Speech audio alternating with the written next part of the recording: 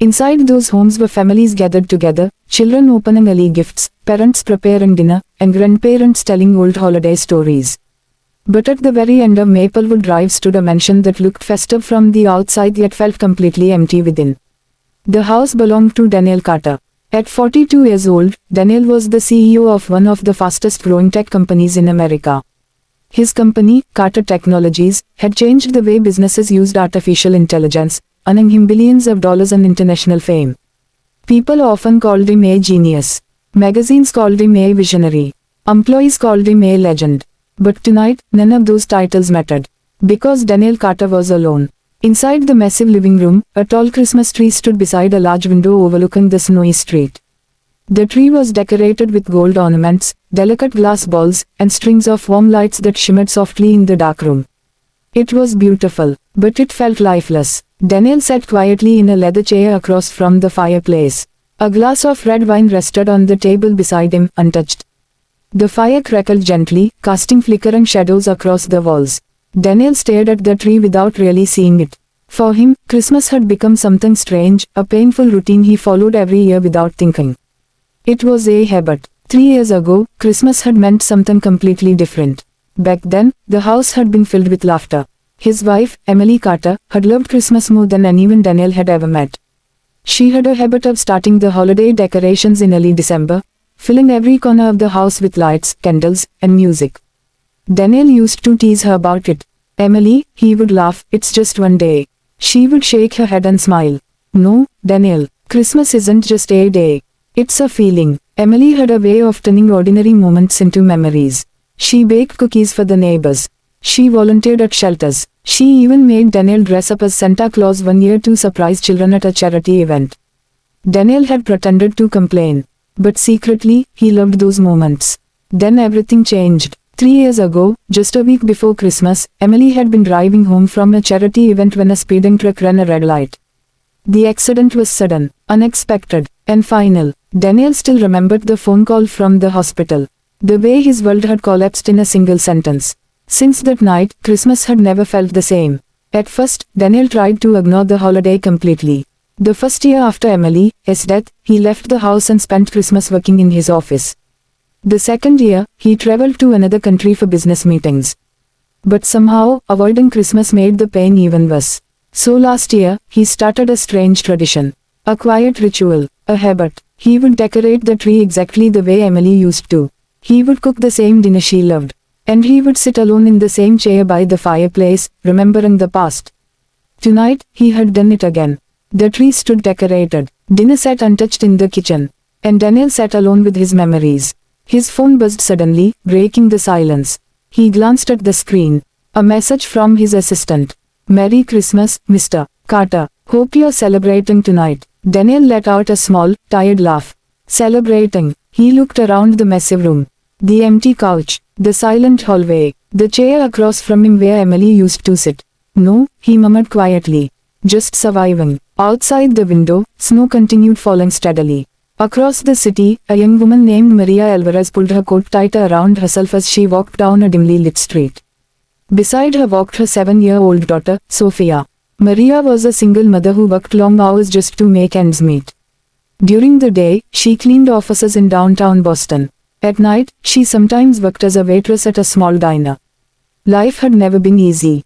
But Maria had one simple goal: give her daughter a better future. Tonight, however, things had gone wrong. Maria had taken an extra cleaning shift at a large office building owned by Carter Technologies. The pay wasn't much, but it helped cover rent and groceries. Unfortunately, the shift had ended later than expected. By the time Maria and Sophia reached the bus stop, the storm had grown stronger. Public transportation had stopped running. Now they were walking home through the snow. Sophia's small boots crunched against the icy sidewalk. Her nose was red from the cold. "Mama," she said quietly, "are we almost home?"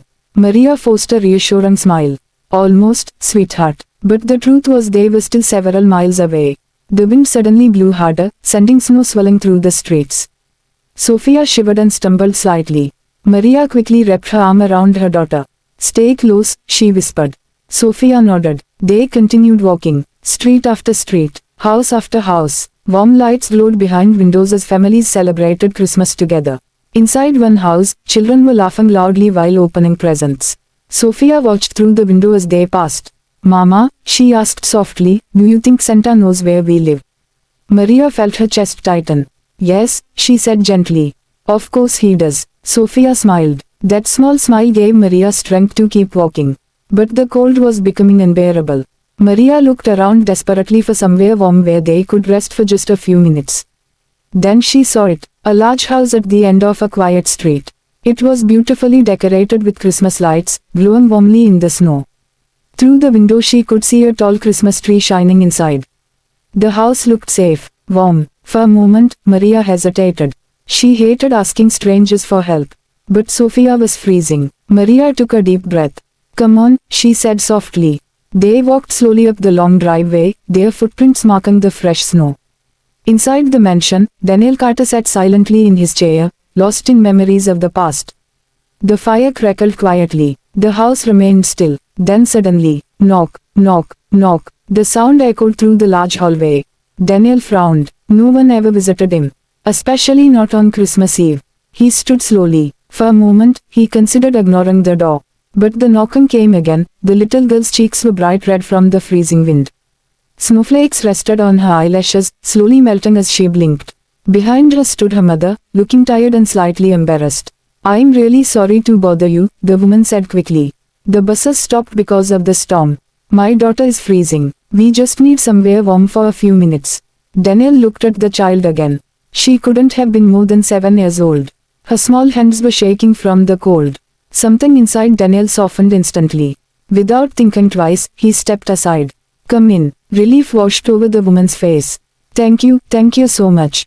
The girl stepped inside first and looked around with wide eyes as warmth surrounded her. Wow, she whispered. Daniel closed the heavy door behind them, shutting out the howling wind. Sit by the fireplace, he said quietly. They walked into the living room, and the little girl stopped immediately when she saw the giant Christmas tree glowing beside the window. It's beautiful, she said with wonder. Daniel glanced at the tree. For 3 years he had decorated it out of habit, not joy. But hearing someone admire it made something in his chest stir. Thank you, he said softly. The woman helped her daughter remove her wet coat. I'm Maria, she said politely. And this is my daughter, Sophia. Daniel. He walked toward the kitchen, feeling strangely unsure of himself. Daniel Carter was used to running board meetings with hundreds of employees. But hosting unexpected guests felt unfamiliar. He opened a cabinet and took out 2 mugs. Soon he returned with hot chocolate topped with small marshmallows. Sophia's eyes lit up immediately. For me, Daniel nodded. Yes. She carefully held the warm mug in both hands. Thank you, Mr. Daniel. Maria smiled gratefully. That's very kind of you. They sat near the fireplace, and for a few moments the room filled with quiet comfort instead of awkward silence. Sophia looked around the enormous living room. Do you live here all by yourself? She asked curiously. Maria immediately looked embarrassed. Sophia, that's not polite. Daniel raised his hand gently. It's okay. He stared into the fire. Yes, he admitted. I do. Sophia tilted her head. But houses this big are supposed to have lots of people. Daniel chuckled softly. That's what my wife used to say. Sophia looked interested. Where is she? The question hung in the air. Daniel's eyes moved slowly to a framed photo sitting on the table. In the picture, a smiling woman stood beside him in front of the same Christmas tree. That's Emily, he said quietly. My wife. Maria noticed the softness in his voice. She must have been special. Daniel nodded slowly. She loved Christmas more than anyone I knew. Sophia looked back at the glowing tree. It looks like she decorated it. Daniel smiled faintly. She used to. Maria gently placed her hand on Sophia's shoulder. Emily passed away, Daniel said softly. The room grew quiet. Sophia thought about that for a moment. My daddy went to heaven too, she said honestly. Maria lowered her eyes. It's just been the 2 of us since then. Daniel felt something strange in his chest. For years, he believed he was the only person in the world who felt this kind of emptiness. But now, sitting beside the fire, he realized something important. Loneliness looked different for everyone. But it felt the same. Sophia suddenly stood up and walked toward the Christmas tree. She studied it carefully. Then she turned back. It's pretty, she said. But it's also a little sad. Daniel blinked. Sad. She nodded. Because no one is opening presents under it. Daniel had never thought of it that way. There were indeed no presents under the tree. For 3 years, he had stopped buying them. Sophia then reached into her small backpack. She pulled out a folded piece of paper. I made this star at school, she explained proudly. She walked to the tree and carefully placed it between 2 branches. There, she said happily. Now it's better. Daniel stared at the crooked paper star. It was uneven, slightly wrinkled, and colored with bright crayons. But somehow, it was the most beautiful decoration on the entire tree. Maria laughed softly. She loves decorating everything. Daniel stood up slowly. You know, he said, I think the tree could use more decorations. Sophia's eyes widened with excitement. Really? Daniel nodded. Follow me. He walked to a large storage cabinet and opened it. Inside were boxes filled with Christmas ornaments Emily had collected over the years. Sophia gasped. Wow! Soon the quiet mansion was no longer quiet.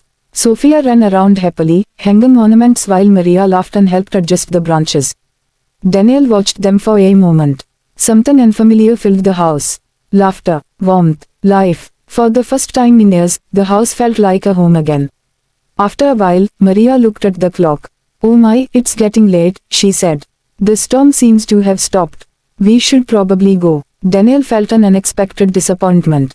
The house suddenly felt like it might become empty again. Sophia looked up hopefully. Mama, can we stay a little longer? Maria hesitated. Daniel cleared his throat. You could stay for dinner, he offered. Maria looked surprised. Oh no, we couldn't. It's too much food for one person anyway, Daniel said gently. Sophia smiled brightly. Please, Mama. Maria laughed. Well, if you're sure. Daniel nodded. For the first time in 3 years, he did not eat Christmas dinner alone. They sat together at the large dining table. Sophia talked non-stop about school, Santa Claus, and her favorite cartoons. Maria shared stories about working hard and trying to give her daughter a better life. And Daniel listened, really listened. When dinner ended, Sophia hugged him suddenly. Merry Christmas, Mr. Daniel. Daniel froze for a moment. Then he slowly hugged her back. Merry Christmas, Sophia. Later that night, as Maria and Sophia prepared to leave, Daniel walked them to the door. Thank you, Maria said sincerely. For everything. Daniel shook his head. No, he said quietly. Thank you. After they left, Daniel returned to the living room. The fireplace still glowed. The Christmas tree still shone brightly. But now something was different. On the tree hung a small, crooked paper star. Daniel smiled as he looked at it. Because that night, a new habit had begun.